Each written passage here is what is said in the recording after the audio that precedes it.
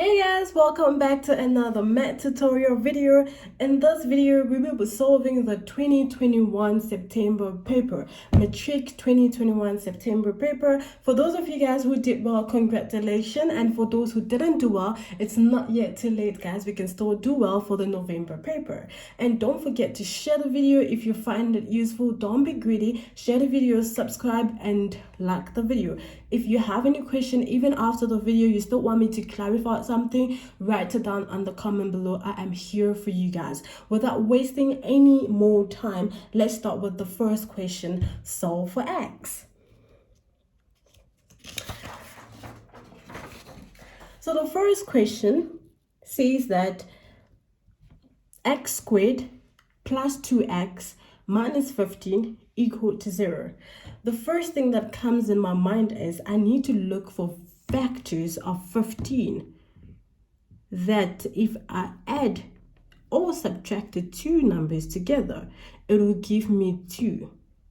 Factors of 15 that difference or the addition will give me a 2. In order for me to find the factors of 15, so if 3 into 15 gives me a 5, and then 5 times into 5, then I get a 1. I get 3 times 5 will give me a 15. Now I need to find out which of these two numbers will have a positive sign, so that when I subtract it or add it together, it will give me a positive value. Looking at the two numbers together, 5 should get a positive. But if I leave 3 to be positive, then I'm getting an 8.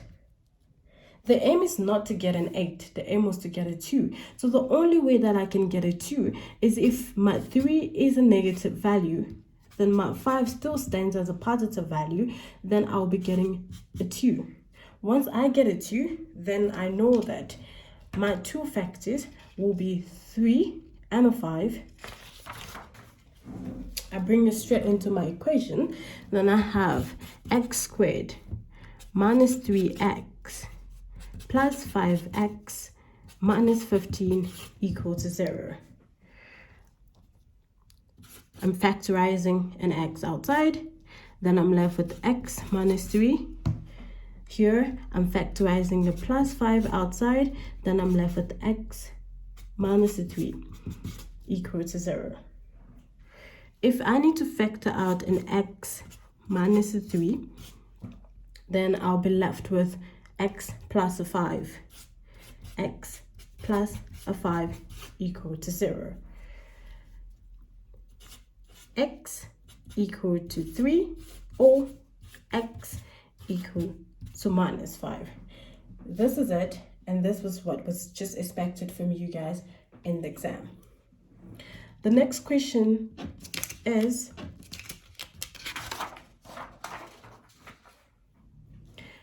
three x squared plus x minus 1 equal to 0.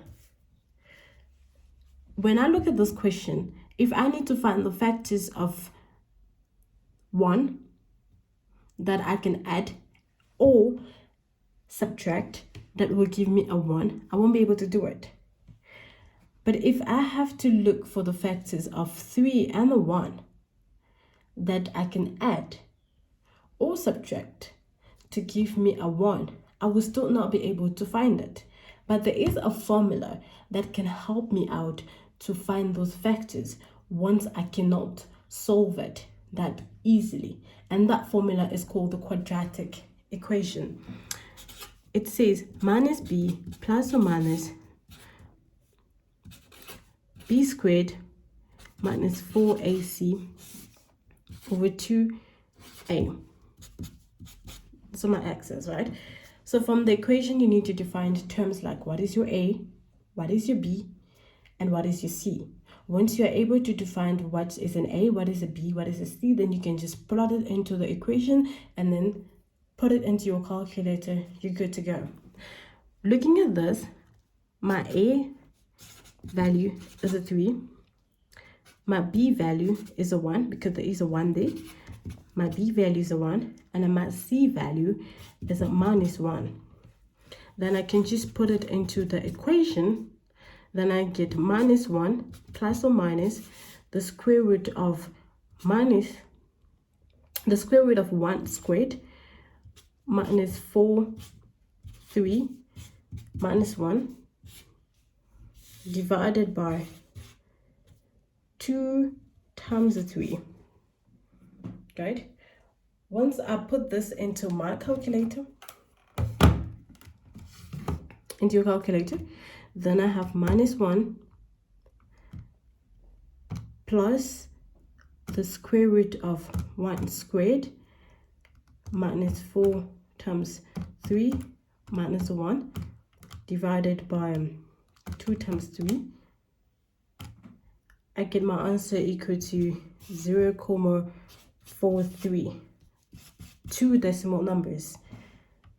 And if I need to change this to the minus sign, then I get my other x number, x2, equal to minus 0.767, which is equal to 0.77 minus negative.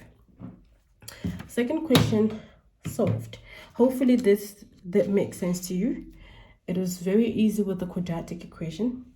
If you're trying to solve it the same way that we did solve the first question, it'll be very difficult to actually just be able to identify these two factors together that you need to multiply, or that you need to add, or that you need to subtract in order for you to get a 1. So the quadratic equation did make this question a little bit easier for us. And then the third question. The third question says,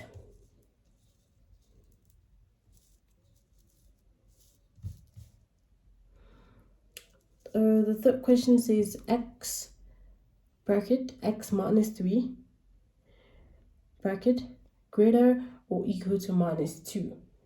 Right? We're still solving for x here. So the first thing in my head is to multiply it throughout. Right? So I'm going to get x squared minus 3x greater or equal to -2. Then, after I do this, it is easy for me to actually cross the 2 into the other side so that I can solve for my simultaneous equation. Once I cross the 2 to the other side, my 2 becomes a positive value greater than or equal to 0. Now I need to look for my two factors that when I multiply them together, their addition or their subtraction will give me a -3. Looking at this, the two values, it's 2 times 1. 2 times 1, if I say 2 plus 1, then I'm getting a 3. If I say -2 minus 1, then I'm still getting a 3. And looking at the sign here, right in front here, so that means the two combination together, which will work for this equation, it's actually -2 minus 1 equal to -3. I put it into the equation, -2 minus 1 plus a 2 greater than or equal to 0. X, don't forget your x, guys. Now I can factorize.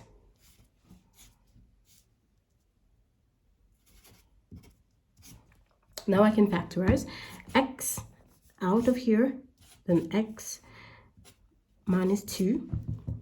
If I take out minus 1 here, then I get -1x minus 2 greater than or equal to 0. The two terms are the same, so I can actually pull it out. Then I have x minus 2, x minus 1 greater than or equal to 0. Right? I hope you all are following, that I didn't lose anyone in this equation. X will be equal to 2, or x is equal to 1. These are the two values that we got. The trick was right here from the beginning to be able to cross the 2 over to the other side and to be able to identify the two factors that you can actually multiply with 2, which their addition or their subtraction will give you a -3. And which, when we did that, we discovered that 2 times 1 will give us a 2, but yet if we add the two numbers together, we either get a 3, or if we subtract the two numbers, we either get a -3, and then we came up with the conclusion that this was the right factor to actually work with. The fourth question, 1.1.4, it says we're still solving for x.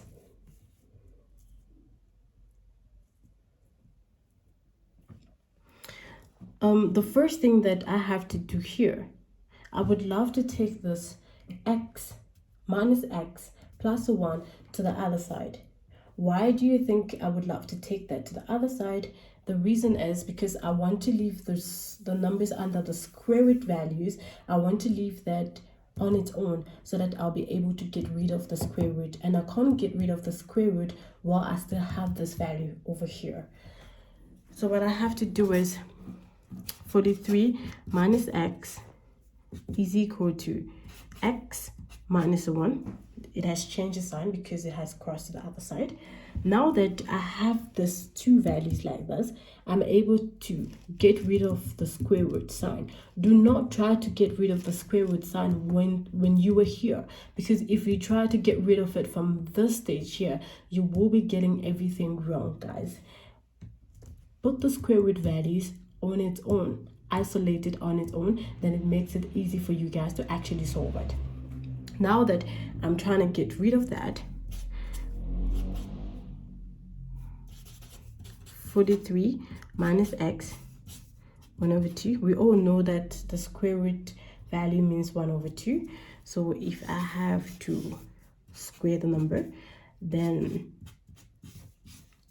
whatever I do on one side, I have to do it on the other side. Then it gets rid of that. Then I get 43 minus an x equal to x minus 1, x minus 1.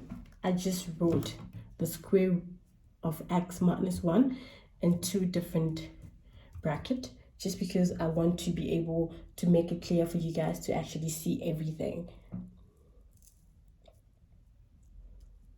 Right?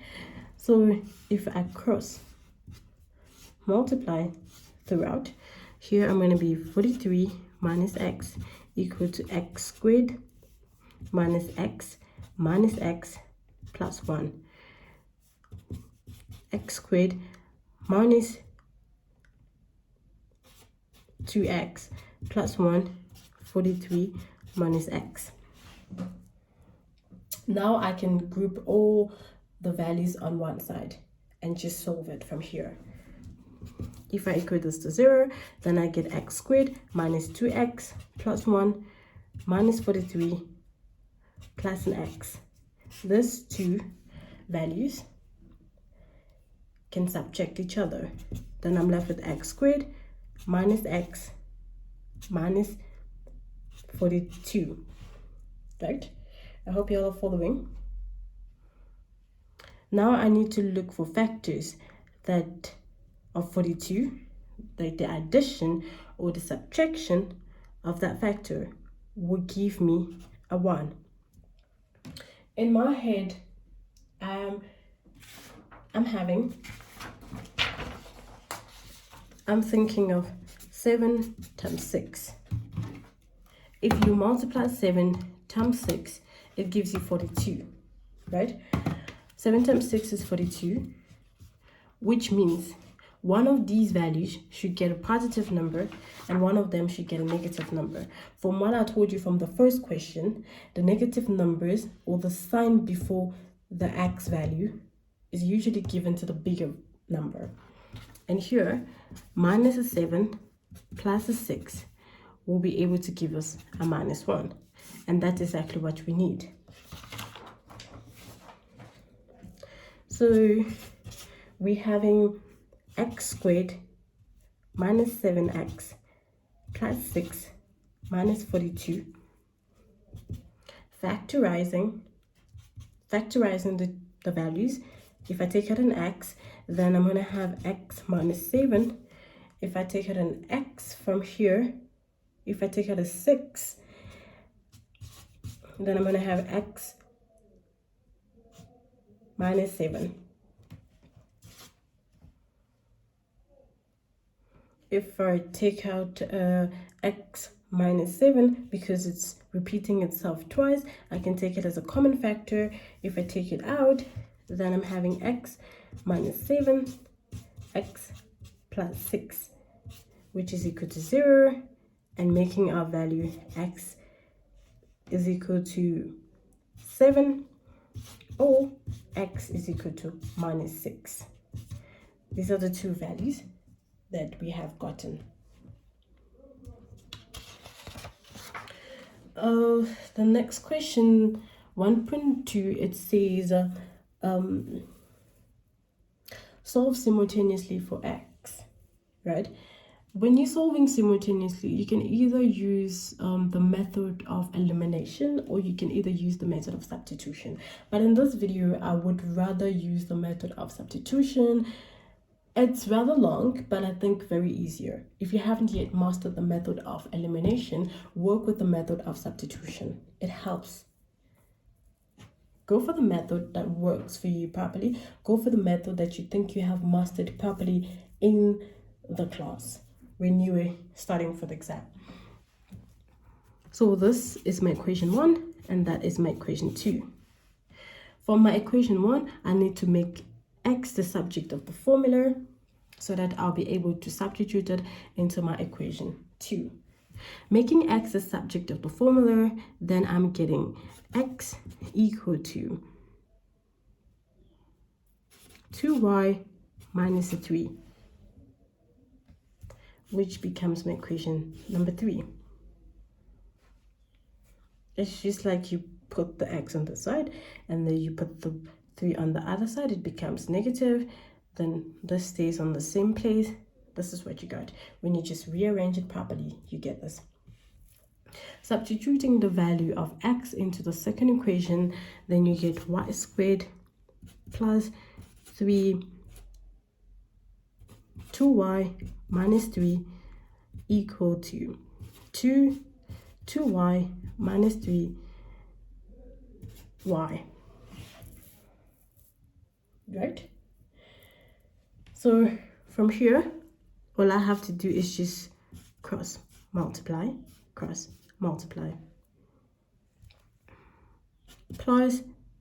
6y minus 9 equal to, the y can still come in front here, so we got 4y squared minus 6y. Now I can just pull all the value into one side.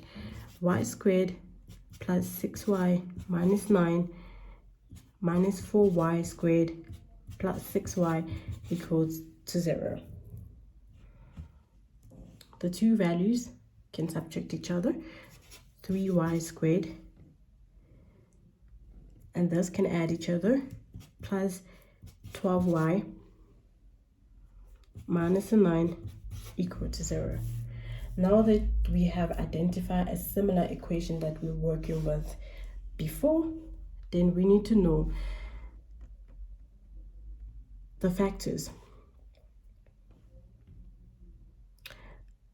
The factors of 9 multiplied by 3, that will give us a 12.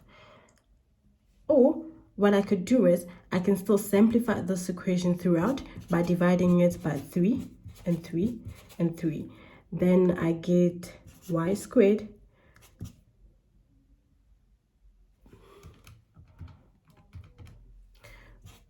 (4y minus 3 equal to 0. Here is it. Easy, right? I'm working with a 3 and I'm working with a 4. And the first thing that comes into my mind is the factors of 3 times 3. If I add it together, 3 plus 1 will give me a 4. Then I'm having y squared plus 3y plus 1y minus 3 equal to 0.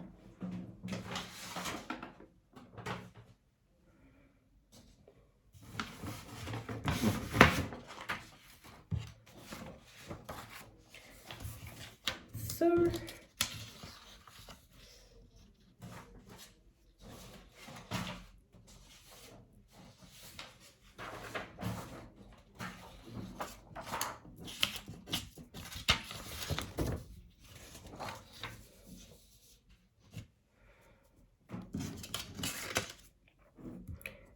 we had y squared plus 3y plus 1y plus 3 equal to 0. Okay, that's what we had. Factorizing for y, then y plus 3. Here, putting out a y, then y plus 3 equals to 0. Then y plus 1, then we have y plus 3 equal to 0. Then we have a y equal to minus 1, or y equal to minus 3. Right? These are the two values of y. Once you manage to get that, you can come back here and substitute the value into the first equation or the third equation, because we know that the third equation is the same equation as the first equation. It's just like we wrote x as a subject of the formula. Putting it there, then I have x equal to 2y minus 3. This was our equation number 3. Then substituting the value of y into this equation, then we have x is equal to, if I substitute a minus 1, then I have x minus 1 minus the 3, which gives me a minus 2 minus the 3, that is the minus 5. Substituting the second part of x, 2y minus 3. If I substitute a minus 3 into this equation, then I get minus 3 times the 2 minus the 3. So I get a minus 6 minus 3. That gives me a 9. Minus a 9.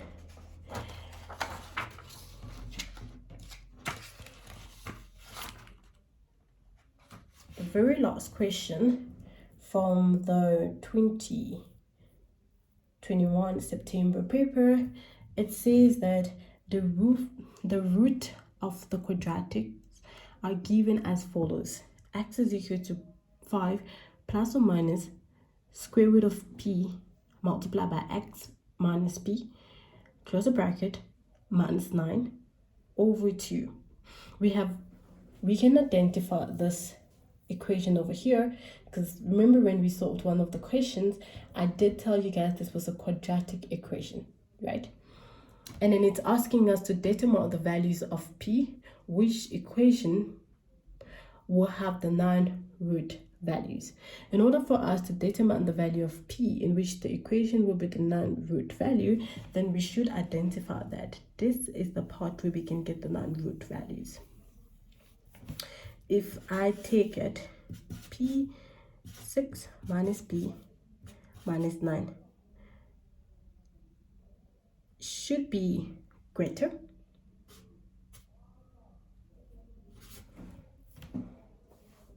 than 0.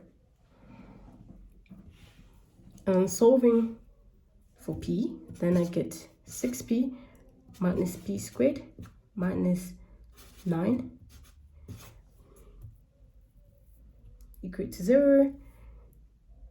I can just put everything to the other side because I want to make p squared subject to the formula, but I want it also to be a positive value, just to simplify and to make my equation very easy.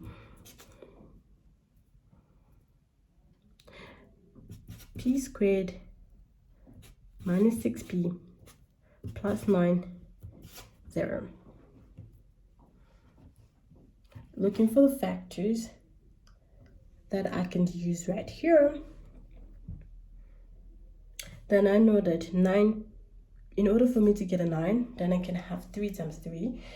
And then for me to get a 6, then my 2, 3 values must be negative. Minus 3p minus 3p plus 9 to 0. Then start working on that. If I factorize the p, then I get p minus 3. Factorizing, then I get factorizing a 3, then I get p minus 3.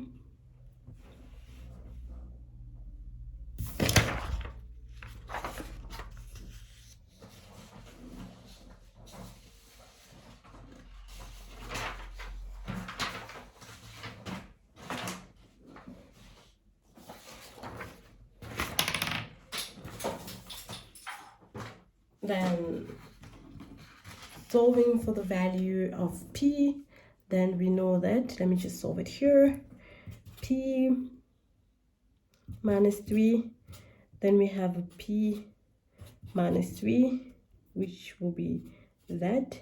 Then we know the p value cannot be a 3.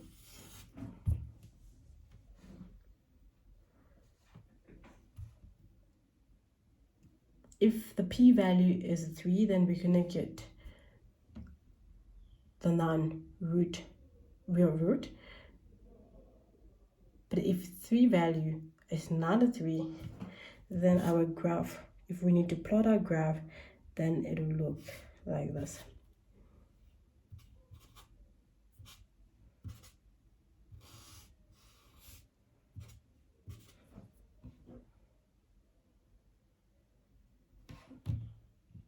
Like that. Okay, so hopefully you did find this video very useful.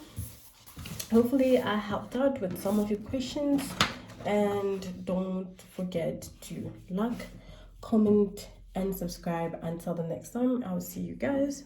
Bye.